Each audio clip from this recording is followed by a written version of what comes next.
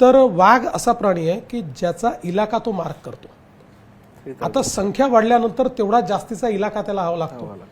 आता core zone नंतर जो बफर झोन आहे तिथेही टायगर झोन तयार झालेला आहे. पण आता जी संख्या आहे ती जर सातत्याने वाढत राहिली तर अर्थातच त्याच्याकरता जर एरिया राहिला नाही तर तो नवा एरिया शोधेल. आणि म्हणून याकरता आवश्यकता काय आहे तर ग्रासलँड्स तयार करायची. कारण शेवटी तो जो एरिया मार्क करतो किंवा जो त्याला एरिया लागतो तो शिकारी करता लागतो. ग्रासलँड जर जास्तीत जास्त तयार झाले तर त्यातनं आपल्याला त्याच्याकरता जे काही हरिण असेल किंवा जे काही त्याचं हे आहे ती तयार होते आणि तो त्या इकोसिस्टीम मध्ये राहतो. मग तो शहराकडे येत नाही.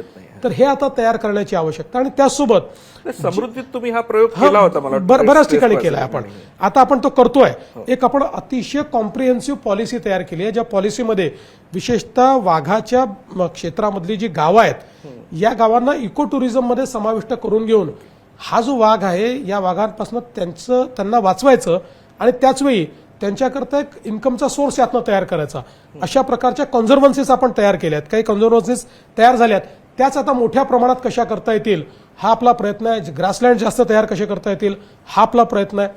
दुसरीकडे बिबट जो आहे ते बिबट्याचं जर आपण बघितलं तर त्यांची संख्या वाढली. आता जवळपास 1300 बिबटे आहेत एका 1.5 जिल्ह्यामध्ये.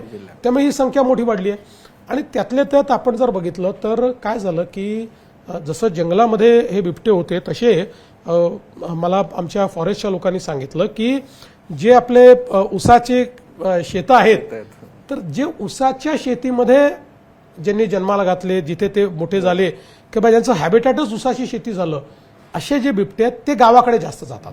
याचं कारण त्यांचं फॉरेस्टमधलं जे काही ओरिएंटेशन आहे ते नाही आहे. त्यांचं ओरिएंटेशन हे गावाकडचं आहे. आणि मग आधी माकडं मग कुत्रे असं सगळं खाऊन झालेलं आहे.